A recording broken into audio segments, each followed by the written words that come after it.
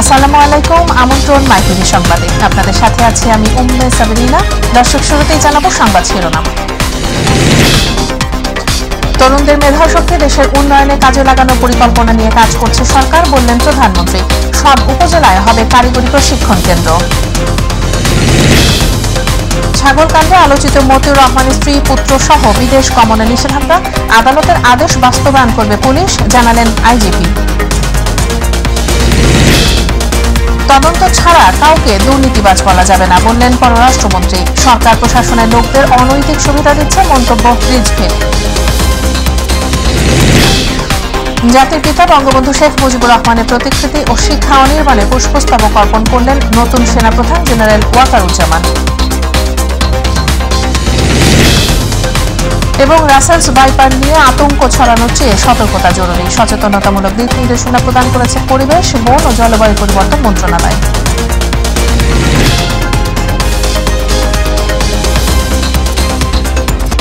দর্শক, শুনছিলেন সংবাদ শিরোনাম, এবার বিস্তারিত।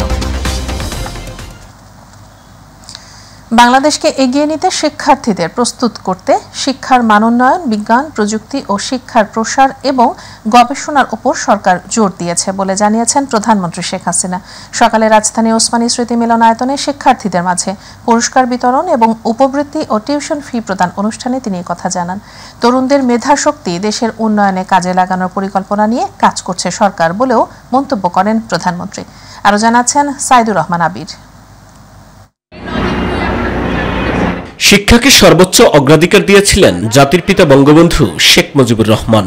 তারই ধারাবাহিকতায় প্রধানমন্ত্রী শেখ হাসিনা অর্থের অভাবে শিক্ষার সুযোগ বঞ্চিত দরিদ্র ও মেধাবী ছাত্রছাত্রীদের শিক্ষা নিশ্চিত করার লক্ষ্যে প্রধানমন্ত্রী শিক্ষা সহায়তা ট্রাস্ট গঠন করেন। শিক্ষার্থীদের ঝরে পড়া রোধ, শিক্ষার প্রসার ও শিক্ষাক্ষেত্রে ছাত্রছাত্রীর সংখ্যা সাম্য রক্ষার লক্ষ্যে এই ট্রাস্ট থেকেই উপবৃত্তি, টিউশন ফি এবং অন্যান্য আর্থিক সহায়তা প্রদান করা হয়। মাধ্যমিক থেকে স্নাতক ও সমমান পর্যায়ের অসচ্ছল মেধাবী শিক্ষার্থীদের মাঝে উপবৃত্তি ও টিউশন ফি বিতরণ কার্যক্রম উদ্বোধন, সেরা মেধাবীদের মাঝে পুরস্কার বিতরণ এবং বঙ্গবন্ধু শেখ মুজিব স্কলার অ্যাওয়ার্ড 2023 প্রদান উপলক্ষে রাজধানীর ওসমানী স্মৃতি মিলনায়তনে আয়োজিত অনুষ্ঠানে অংশ নেন প্রধানমন্ত্রী শেখ হাসিনা। এই আয়োজন, এখানে সবাইকে আমার আন্তরিক শুভেচ্ছা জানাচ্ছি। আগামী দিনের বাংলাদেশকে এগিয়ে নিতে শিক্ষার উপর গুরুত্ব আরোপ করেন তিনি। আমরা এরই মধ্যে বিজ্ঞান প্রযুক্তি শিক্ষাকে গুরুত্ব দেই। কম্পিউটার অর্থাৎ প্রযুক্তি শিক্ষা এবং গবেষণা, এটার যাতে প্রসার ঘটে সেদিকে লক্ষ্য করে আলাদাভাবে আমরা সেই বাজেট দিয়ে আমরা কাজ শুরু করি। বাংলাদেশ নিয়ে আর দুশ্চিন্তার আমার কিছু নেই, কারণ এখন আমাদের এই ছোট্ট সোনামণিরাই নিয়ে যাবে এই বাংলাদেশকে স্মার্ট বাংলাদেশ গড়ে ভবিষ্যতে পরিচালনাও তারা করবে, স্মার্ট সিটিজেন হিসেবে গড়ে উঠবে আমাদের এই আজকের ছেলেমেয়েরা, এটাই আমি বিশ্বাস করি। অনেকের কাছে অসম্ভব মনে হলেও বিনামূল্যে বই বিতরণ আওয়ামী লীগ সরকার সম্ভব করে দেখিয়েছে বলে জানান তিনি। অনেকে সময় ভেবেছে এটা কি করে সম্ভব, কিন্তু আমরা সেই অসম্ভবকে সম্ভব করেছি। সেই 2010 থেকে 2024 এ পর্যন্ত 464,74,29,883 কপি পাঠ্যপুস্তক বিনামূল্যে আমরা বিতরণ করেছি। বিএনপি জামাত জোট সরকারের শাসনামলে শিক্ষা প্রতিষ্ঠানের নেতিবাচক বিষয়গুলো তুলে ধরে প্রধানমন্ত্রী বলেন, বিশ্বের সাথে তাল মিলিয়ে সুপরিকল্পিতভাবে নীতিমালার মধ্য দিয়ে আওয়ামী লীগ সরকার এগিয়ে নিচ্ছে দেশের শিক্ষা ব্যবস্থা।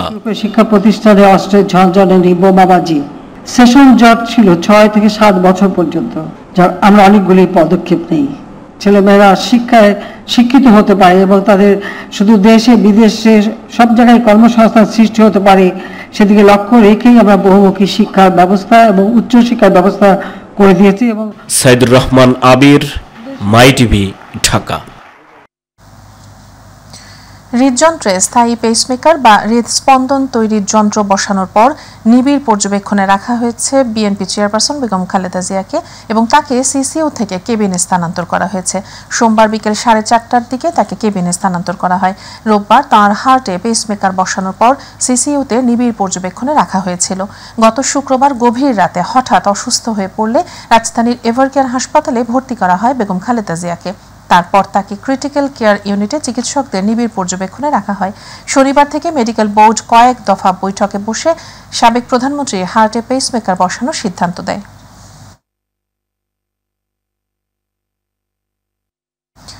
ছাগলকাণ্ডে আলোচিত জাতীয় রাজস্ব বোর্ডের সদস্য মোহাম্মদ মতিউর রহমান, তার স্ত্রী লায়লা কানিজ ও তাদের পুত্র আহমেদ তৌফিকুর রহমান অর্ণবকে বিদেশ গমনে নিষেধাজ্ঞা দিয়েছেন আদালত। আজ দুদকের আবেদনের পরিপ্রেক্ষিতে ঢাকার সিনিয়র স্পেশাল জজ মোহাম্মদ আশরামস জগলুল হোসেন তাদের বিদেশ গমনে নিষেধাজ্ঞা জারি করে আদেশ দেন। এদিকে মতিউর রহমানের বিরুদ্ধে দুর্নীতির অভিযোগ তদন্তে ৩ সদস্যের কমিটি গঠন করেছে দুর্নীতি দমন কমিশন দুদক। মতিউরের বিষয়ে তথ্য চেয়ে বিভিন্ন প্রতিষ্ঠানে চিঠিও পাঠিয়েছে দুদক। এ সময় দুদক সচিব সাবেক আইজিপি বেনজির আহমেদের পরিবারের হাজির না হওয়ার বিষয় নিয়েও কথা বলেন। একটি লিখিত বক্তব্য দিয়েছেন যেখানে তাদের অবস্থান তার বর্ণনা করা হয়েছে এবং এই আবেদনটা জনাব বেনজির আহমেদের আবেদনের সাথে একসাথেই আমাদের কার্যালয়ে গত বৃহস্পতিবার জমা দেওয়া হয়েছে। আমাদের অনুসন্ধানকারী টিম এই আবেদনের বিষয় কিংবা আমাদের দুর্নীতি দমন কমিশন আইন 2004 ও দুর্নীতি দমন কমিশন বিধিমালা 2007 অনুযায়ী তারা প্রয়োজনীয় কার্যক্রম গ্রহণ করছেন এবং নির্ধারিত সময়ের মধ্যে আশা করছি তারা তাদের প্রতিবেদন দাখিল করতে পারবেন। দুর্নীতির অভিযোগ ওঠা ব্যক্তিদের বিদেশ যাত্রা নিষেধাজ্ঞার বিষয়ে নির্দেশনা পেলে আইন অনুযায়ী ব্যবস্থা নেওয়া হবে। ঢাকা রেঞ্জের 110তম প্রতিষ্ঠাবার্ষিকী উপলক্ষে সেগুনবাগিচায় র্যালির পর এক প্রশ্নের উত্তরে কথা বলেন পুলিশের আইজি চৌধুরী আব্দুল্লাহ আল মামুন। তিনি বলেন, পুলিশ চাইলে যে কাউকে যে কোনো সময় স্টপ করতে পারে না, আইনানুগ প্রক্রিয়ায় যেতে হয়। এ সময় ঢাকা রেঞ্জের প্রতিষ্ঠাবার্ষিকী উপলক্ষে শুভেচ্ছা জানিয়ে আইজিপি বলেন, মহান স্বাধীনতা যুদ্ধে প্রথম বুলেট নিক্ষেপকারী ঢাকা রেঞ্জ পুলিশ দেশ সেবায় আরও নিষ্ঠার সাথে দায়িত্ব পালন করবে। আইনানুগ প্রক্রিয়ায় যখন আমাদেরকে আমরা যে কাউকেই যে কোনো সময় স্টপ করতে পারি না, এটা একটা আইনানুগ প্রক্রিয়া। আইনানুগ প্রক্রিয়ায় যখন যেটা করা হয় এটার যে রিকোয়ারমেন্ট আছে সেই অনুযায়ী আমরা দায়িত্ব পালন করি। বিশ্ব নেতারা শেখ হাসিনাকে স্বীকৃতি দিচ্ছে বলে বিএনপি ফিউজ হয়ে গেছে বলে মন্তব্য করেছেন পররাষ্ট্রমন্ত্রী ডক্টর হাসান মাহমুদ। সকালে আওয়ামী লীগের প্রতিষ্ঠাবার্ষিকী উপলক্ষে বঙ্গবন্ধু সাংস্কৃতিক জোট আয়োজিত আলোচনা সভায় প্রেস ক্লাবে একথা বলেন পররাষ্ট্রমন্ত্রী। এ সময় তিনি আরও বলেন, কয়েকটি গণমাধ্যম উদ্দেশ্যপ্রণোদিতভাবে সরকারের প্রতিষ্ঠান ও ব্যক্তিকে দুর্নীতিবাজ বলছে, কিন্তু কোনো তদন্ত ছাড়া কাউকে দুর্নীতিবাজ বলা যাবে না।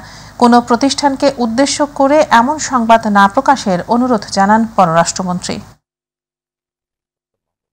অবশ্যই দেশে দুর্নীতি হলে সেটির সংবাদ আসবে। আমাদের সরকার দুর্নীতির বিরুদ্ধে জিরো টলারেন্স, কিন্তু ইচ্ছাকৃতভাবে কোনো প্রতিষ্ঠানকে প্রশ্নবিদ্ধ করার প্রয়াস হিসেবে যদি ধারাবাহিকভাবে সংবাদ পরিবেশন করা হয় তাহলে বুঝতে হবে সেটি ষড়যন্ত্রের অংশ, এবং কোনো ইনভেস্টিগেশনের আগেই কাউকে গণমাধ্যমের সামনে তাকে দুর্নীতিবাজ বলা সেটিও সমীচীন। বিএনপি সিনিয়র যুগ্ম মহাসচিব রুহুল কবির রিজভী আহমেদ বলেছেন, বর্তমান সরকার প্রশাসনের লোকদের অনৈতিক সুবিধা দিচ্ছে। সকালে নয়াপল্টনে বেগম খালেদা জিয়ার সুস্থতা কামনায় মহিলা দলের আয়োজনে মিলাদ মাহফিলে তিনি কথা বলেন। এ সময় চিকিৎসা না দেওয়ার মাধ্যমে খালেদা জিয়ার ওপর অমানবিক আচরণ করা হচ্ছে বলেও অভিযোগ করেন রিজভী।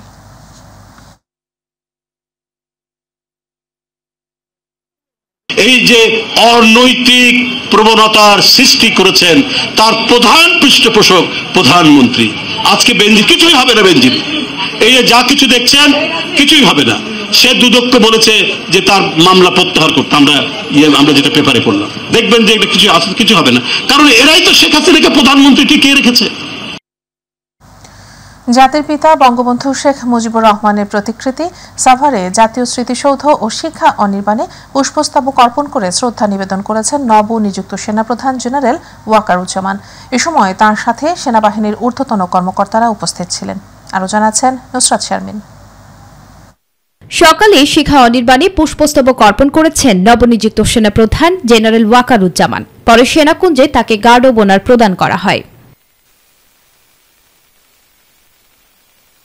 পরে ধানমন্ডি ৩২ নম্বরে বঙ্গবন্ধু স্মৃতি জাদুঘরে বঙ্গবন্ধু শেখ মুজিবুর রহমানের প্রতিকৃতিতে পুষ্পস্তবক অর্পণের মাধ্যমে শ্রদ্ধা নিবেদন করেন সেনাপ্রধান জেনারেল ওয়াকারুজ্জামান। এরপর বেলা ১২টায় গাড়িবহর নিয়ে সাভার স্মৃতিসৌধে আসেন নতুন সেনাপ্রধান। সেখানে শহীদ বেদিতে পুষ্পস্তবক অর্পণ করেন তিনি। পরে পরিদর্শন বইতে স্বাক্ষর করেন নবনিযুক্ত সেনাপ্রধান। নুসরাত শারমিন, মাই টিভি, ঢাকা। দেশের বিভিন্ন স্থানে রাসেলস ভাইপার সাপের উপস্থিতি এবং ছড়িয়ে পড়ার খবর উদ্বেগজনকভাবে বাড়ছে, যা সাধারণ মানুষের মধ্যে আতঙ্ক তৈরি করছে। তবে সঠিক সময়ে চিকিৎসা পেলে এ সাপের কামড়ে মৃত্যু হয় না বলে জানিয়েছেন বিশেষজ্ঞরা। রাসেলস ভাইপার নিয়ে আতঙ্ক ছড়ানোর চেয়ে সচেতনতা ও সতর্কতা বাড়াতে দিক নির্দেশনা প্রদান করেছে পরিবেশ, বন ও জলবায়ু পরিবর্তন মন্ত্রণালয়। আতিকুর রহমান তিতাসের রিপোর্ট।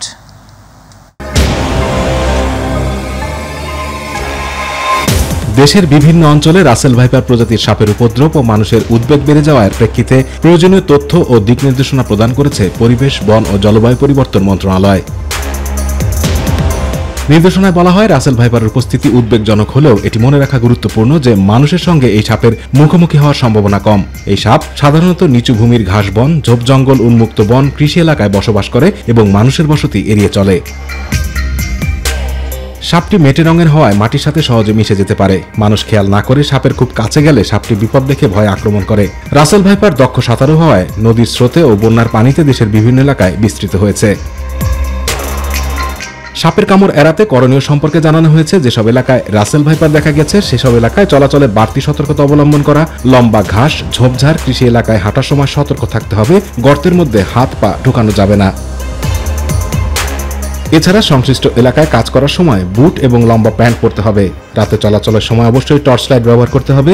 বাড়ির চারপাশ পরিষ্কার ও আবর্জনা মুক্ত রাখতে হবে। পতিত গাছ, জ্বালানি লাকড়ি, খড় সরানোর সময় বিশেষ সাবধানতা অবলম্বন করতে হবে। সাপ দেখলে তা ধরা বা মারার চেষ্টা করা যাবে না এবং প্রয়োজনে জাতীয় হেল্পলাইন 333 নম্বরে কল করে নিকটস্থ বন বিভাগের অফিসকে জানাতে হবে। রাসেল ভাইপারের বিষ, প্রতিষেধক বা অ্যান্টিভেনম নিকটস্থ সরকারি হাসপাতালে বিনামূল্যে পাওয়া যায়। রাসেল ভাইপারের প্রাদুর্ভাব কমাতে করণীয় সম্পর্কে বলা হয়েছে। বেজি, গুইসাপ, বাগডাস, গন্ধগোকুল, বনবিড়াল, মেছোবিড়াল, তিলানাগ, ঈগল, সারস, মদনটাক এবং কিছু প্রজাতির সাপ রাসেল ভাইপার খেয়ে এদের সংখ্যা নিয়ন্ত্রণে রাখে। এ সকল বন্যপ্রাণীকে মানুষের নির্বিচার হত্যার কারণে প্রকৃতিতে রাসেল ভাইপার বেড়ে যাচ্ছে। তাই বন্যপ্রাণী দেখলেই অকারণে তা হত্যা এবং এদের আবাসস্থল ধ্বংস করা থেকে বিরত থাকতে হবে। রাসেলস ভাইপার বন্যপ্রাণী সংরক্ষণ নিরাপত্তা আইন 2012 অনুযায়ী সংরক্ষিত প্রাণী। রাসেলস ভাইপার ইঁদুর খেয়ে যেমন ফসল রক্ষা করে, তেমনি পরিবেশের ভারসাম্য রক্ষা ও জীববৈচিত্র্য সংরক্ষণে গুরুত্বপূর্ণ ভূমিকাও পালন করে। এই সাপের বিষ থেকে অনেক জীবন রক্ষাকারী ওষুধও তৈরি হয়।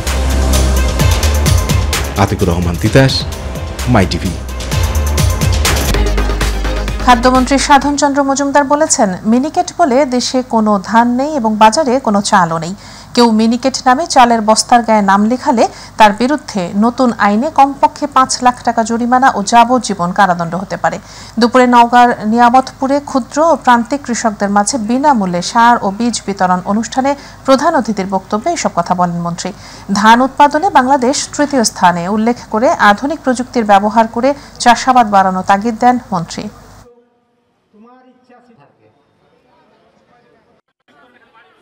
মিনিকেট বলে কোনো ধান নাই, মিনিকেট বলে বাজারে কোনো চাল নাই।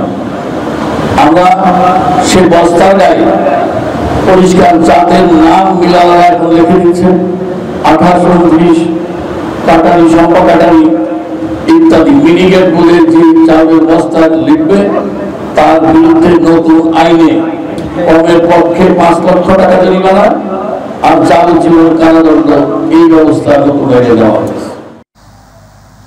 6 মাসের বিল বকেয়া থাকায় চট্টগ্রাম মেডিকেল কলেজের বিদ্যুৎ সংযোগ বিচ্ছিন্ন করে দিয়েছে বিদ্যুৎ বিভাগ।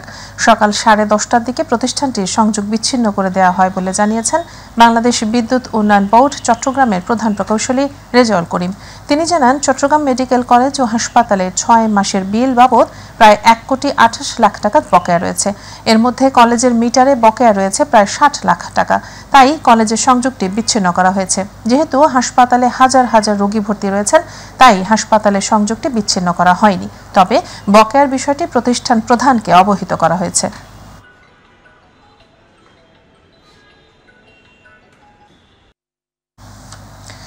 উদ্বেগের দ্বার প্রান্তে সিরাজগঞ্জের বিসিক শিল্প পার্ক। অবকাঠামোগত কাজ প্রায় শেষ, এখন প্রস্তুতি চলছে প্লট বরাদ্দের।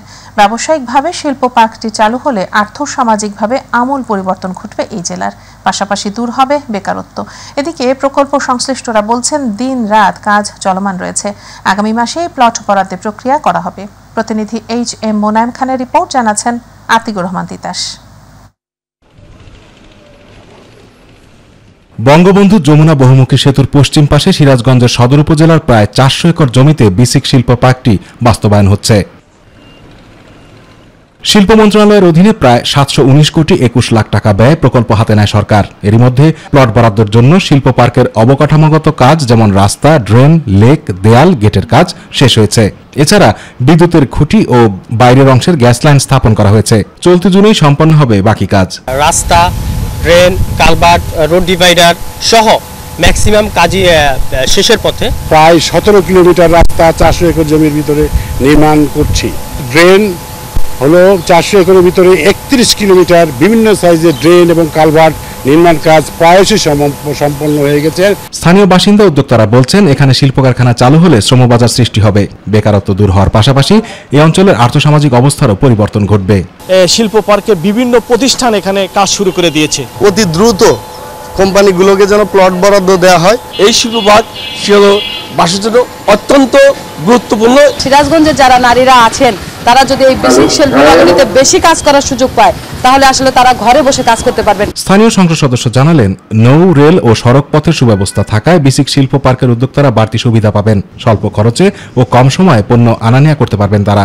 এখানে জলপথ, নৌপথ, স্থলপথ সকল পথই কিন্তু এখানে সুযোগ রয়েছে। ইতিমধ্যে রেলের সংযোগও হয়ে যাবে। সব মিলিয়ে এইখানে একটি উত্তরবঙ্গের একটি ব্যবসায়িক হাব গড়ে ওঠা সম্ভব। আর প্রকল্প পরিচালক বলেন, সময়সীমার মধ্যে প্রকল্পের নির্মাণ কাজ শেষ হবে। বিভিন্ন প্রতিষ্ঠান ও শিল্প উদ্যোক্তারা ইতিমধ্যেই সাড়া দিচ্ছেন। আমাদের এই শিল্প পার্কে বিভিন্ন যে পূর্ত কাজগুলো রয়েছে, এই পূর্ত কাজগুলো একেবারেই শেষের দিকে। আমরা আশা করছি যে খুব শিগগিরই আমরা প্লট বরাদ্দের ব্যবস্থাপনার দিকে যাব। সিরাজগঞ্জের বিসিক শিল্প পার্কে 829টি প্লটে 570টি ক্ষুদ্র, বৃহৎ ও মাঝারি শিল্প প্রতিষ্ঠান গড়ে তোলার কথা রয়েছে। এতে প্রায় 1 লাখ মানুষের কর্মসংস্থান সৃষ্টি হবে। Atikur Rahman Titas, My TV. প্রথমবারের মতো ঢাকা মেট্রো রেল স্টেশনে এটিএম বুথ চালু করেছে Eastern Bank PLC. Digital banking সেবাকে আরও বিস্তৃত করার লক্ষ্য নিয়ে এ পদক্ষেপ নিয়েছে ব্যাংকটি। আগারগাঁও মেট্রো রেল স্টেশনে আয়োজিত এক অনুষ্ঠানে এটিএমটির উদ্বোধন করেন ঢাকা মাস ট্রানজিট কোম্পানি লিমিটেডের ব্যবস্থাপনা পরিচালক MAN সিদ্দিক এবং EBL এর ব্যবস্থাপনা পরিচালক আলী রেজা ইফতেখার। আগারগাঁও মেট্রো রেল স্টেশনে স্থাপিত ইস্টার্ন ব্যাংকের এই এটিএম থেকে মেট্রো রেল যাত্রীসহ অন্যান্যরাও দিন রাত 24 ঘন্টা সেবা গ্রহণ করতে পারবেন।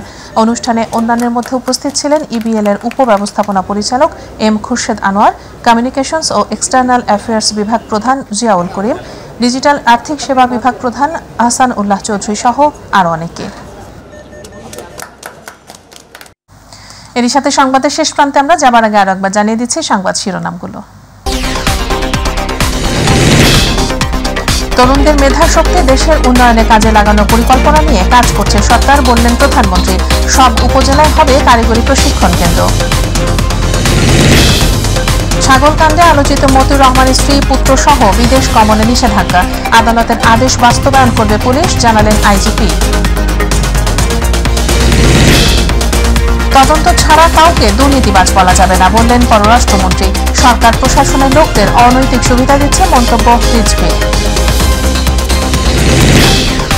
জাতির পিতা বঙ্গবন্ধু শেখ মুজিবুর রহমানের প্রতিকৃতি ও শিক্ষা অনির্বাণে পুষ্পস্তবক অর্পণ করলেন নতুন সেনাপ্রধান জেনারেল ওয়াকারুজ্জামান।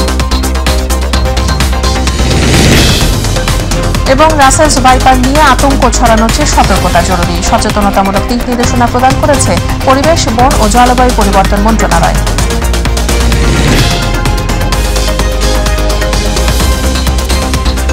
দর্শক, এই ছিল এখনকার সংবাদে। পরের সংবাদ রাত 9টা 30 মিনিটে দেখার আমন্ত্রণ জানিয়ে বিদায় নিচ্ছেন নিম্না সামিনা। এতক্ষণ সাথে থাকার জন্য ধন্যবাদ সবাইকে। আল্লাহ হাফেজ।